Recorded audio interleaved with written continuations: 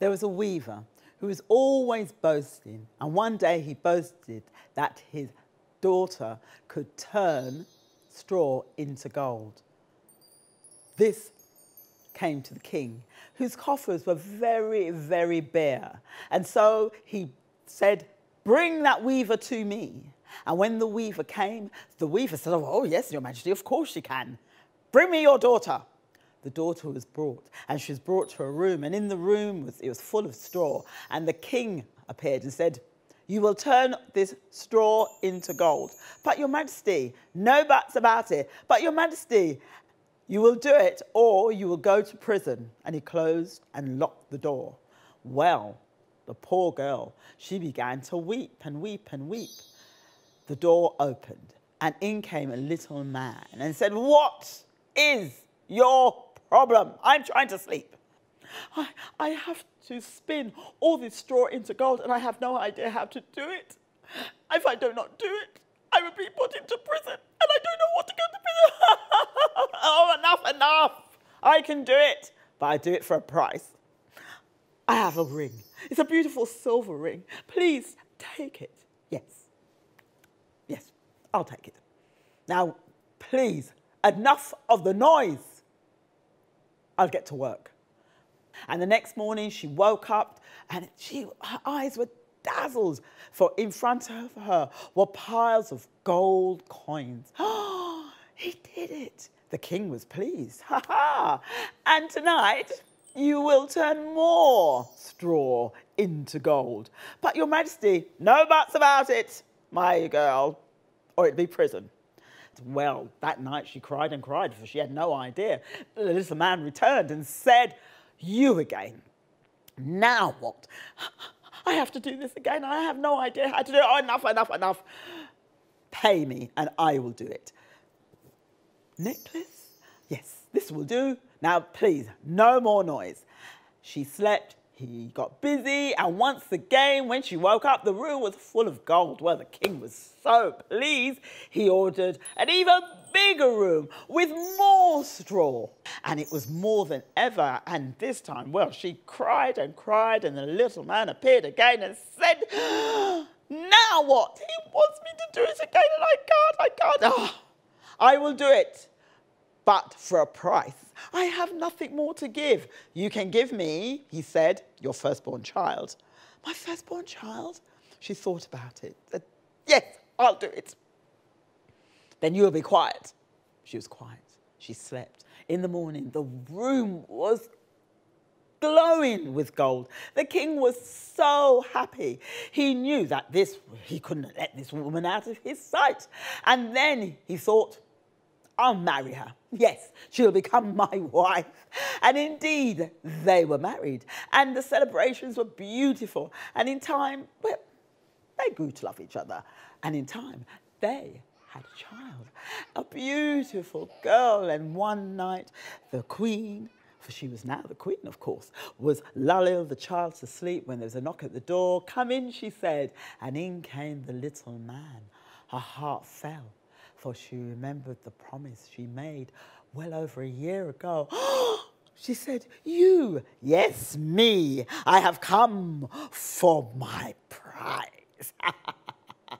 The child, No, please, I'll give you anything. I'll give you gold. I don't want gold. I want the child. I'll give you silver. I do not want silver. I want the child. I'll give you anything." "All right," he said, "I'm a fair person. If you can guess my name, I will release you of your promise."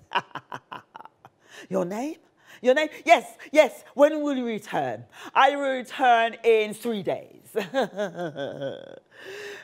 And off he went. Well, she sent out messengers everywhere to find names, any names, the more unusual the better. Please, she begged, and they all went out and they brought her back list after list after list. The third night came and none of the names seemed quite right. She didn't know what to do. A messenger was hurrying back as fast as he could, and as he was getting nearer and nearer the castle, he saw a light. He went past it, and as he passed, he heard a song, and the song attracted him somehow. And it was a little man, he noticed, who was dancing around a fire. And the little man was singing a song, ha ha he, ha ha ho, she'll never guess in a million years that my name is Rumplestiltskin. Ha ha.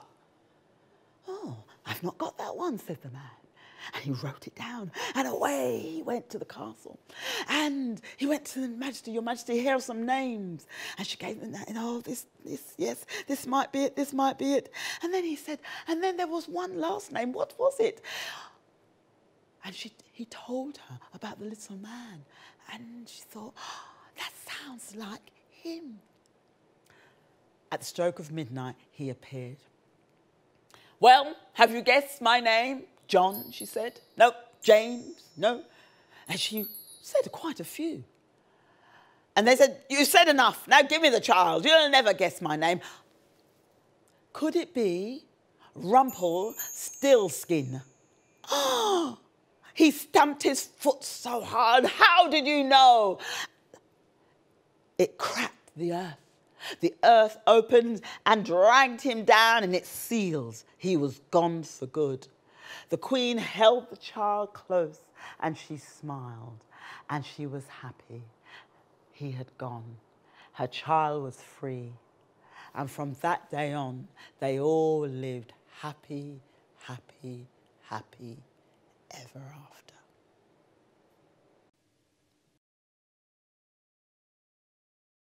There was a drum maker. Everybody loved his drums. They would come from miles around to buy one of his drums. And he was very happy. However, sadly, he was getting older and older. And one day, his hands stopped working. He would pass the skill on to others, but it was never quite the same. There was going to be a festival in which the king was going to invite all the drum makers. And so he knew he would love one more time to make the best drum ever. The festival was 2 weeks away. If only he could make 3 drums for the festival. He looked at all his material and tried to will his hands to work, but they would not. That night he went to sleep. And he was very sad indeed.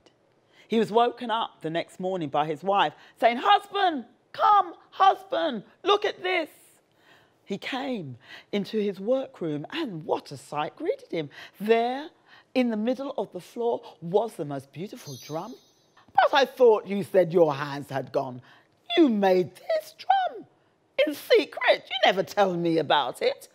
But my good woman, my dear wife, I never made that drum. But it is indeed beautiful. Oh, the craftsmanship. But who made it? I have no idea. I wonder how it sounds.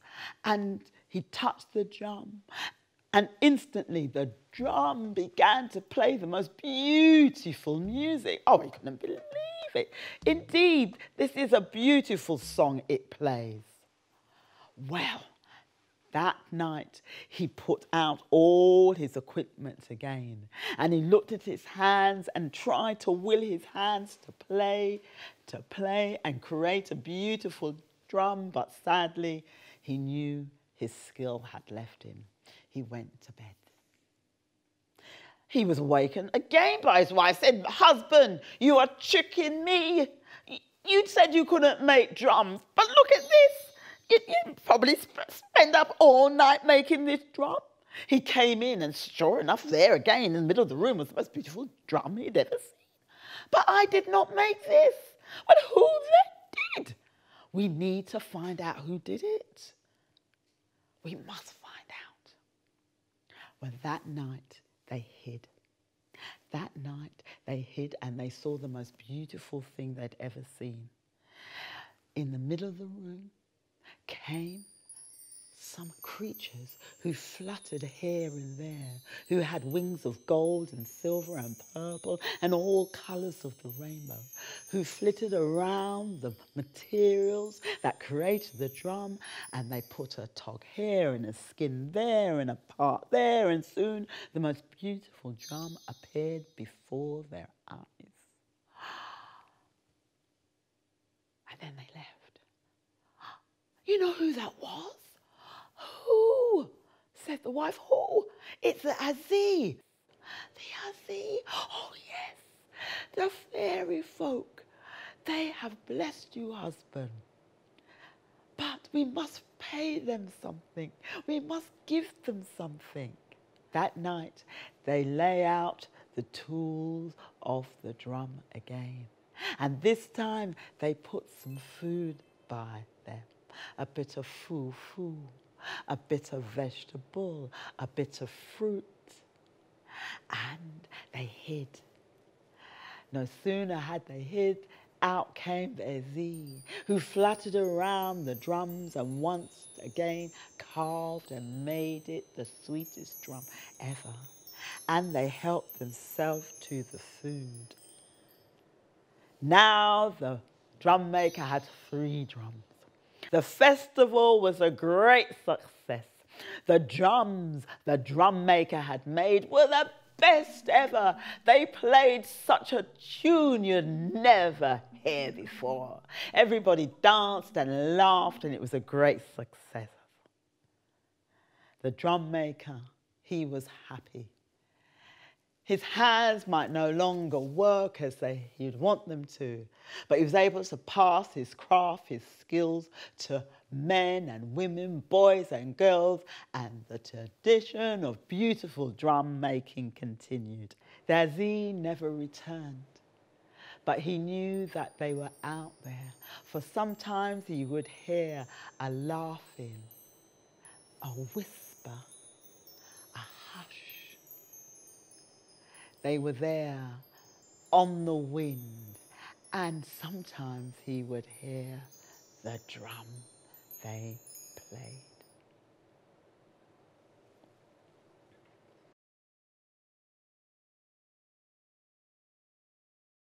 The town of Hamlin had a problem. The problem was rats. There were rats everywhere, big, small, in every nook and cranny. You couldn't go 2 inches, 2 yards without seeing a rat, and they were terrible. The people needed to get rid of these rats, so they went to the mayor. Mr. Mayor, you've got to do something. The rats are causing too much problem. Too much is happening. Do something, please. So he sent out word. Please, anyone, help us get rid of these rats. We'll pay you anything. A strange fellow turned up one day. He wore a beautiful, multicoloured, rainbow-coloured, long cape. And he had a beautiful, tall hat on his head with the most beautiful feather. And in his hand, he held a pipe. And he said to the mayor, I can get rid of your problem.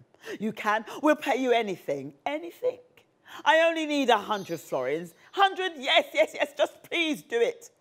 And so he went to the town square. He put the pipe to his lips and began to play.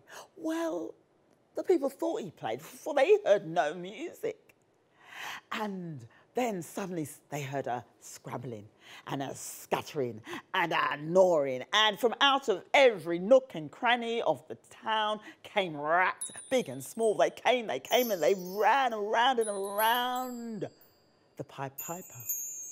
And he played his tune that only they could hear, and he led them away throughout the town, from every street they had come, and he led them way past the town, way to the river. He waded into the water, and as he went to the water, they came in their hundreds, in their droves, and they all drowned. The rats were gone. He had done what he had said he would do. He returned to the town hall. Oh, happy as can be. Your problem is over. It is solved. Now my money. Oh, thank you. We can't thank you enough. Our town is free of those rats. Ah, yes, your money. Will you take 50? No, we decided on 100. We agreed 100. But we do not have 100. We'll give you 50. This town, look at all its riches. Look at all its treasures. I only want 100. Well, you'll get 50. Is that your final word? That's all you're going to get. Are you sure? You'll be sorry. Are you threatening me? Said the mayor. No, said the Pied Piper. I'm just telling you, you'll be sorry. Guards, called the mayor, take this fellow away, out of my sight. And he was dragged away. Well, they were celebrating. They were so happy. Oh, it was wonderful. They didn't notice the Pied Piper go to the town centre, hold up his pipe to his lips, and he played a beautiful song that only the children could hear. And the children, they stopped whatever they were doing. They left their houses and they came and gathered around the Pied Piper, who then led them throughout the town. And their parents, their teachers were so happy. They were celebrating. They didn't notice the children leave. And it was wonderful. The music took them far, far away, through the town, past the river, to the mountain, where a door appeared in the mountain. And the children, happy as can be, because they could see what was on the other side. It just looked so fantastic, so wonderful. They went. Then the people back in the town noticed how quiet everything was. Why is it so quiet? And then one by one, they noticed that their children weren't there. You know, have you seen Johnny? Have you seen Tom? Have you seen Bobby? Have you seen Doris? Have you seen Beverly? But nobody had seen anybody. And then they realised that the children had gone. They went to the mayor, who was also in a terrible state, for his 2 children had gone. And his wife was crying and crying. And they said, where are the children? Where are the children? Where are the children? There were 3 children left. And they could tell them what had happened to the children. I tried to follow. The music was so wonderful, said the first. But I broke my leg the other day and I couldn't get up. I tried to follow too. My sister went and the music was so joyous, he said. And I tried to follow, but I've got such a terrible cold, I couldn't keep up. I followed, said the third. Followed them to the mountain where a door opened. And through the door, I could see the most beautiful land. Oh, it was wonderful. There was rivers and there was mountains and there was so much to play with, and they were having such a good time. I tried to get there, but just as I got there, the door closed. And they all rushed to the mountain. They searched and searched for the door, but they could not find it. Who has done this? Who has done this? And then they heard a sound, a beautiful sound, a wonderful sound. And the boy who had led them to the mountain said, it's him. Who? They said, who? The Pied Piper. He's the one who led the children here. And then they all turned to the mayor. You did pay him the money, didn't you? He bowed his head in shame. They knew the answer. And they knew that they would never see their children again. They were lost within the mountain. They never talked about that day ever again. Children returned to the village of Hamley, but not any of the children who were from that mountain. Some still search for the door, hoping that one day it will open. As for the Pied Piper, he was never seen again.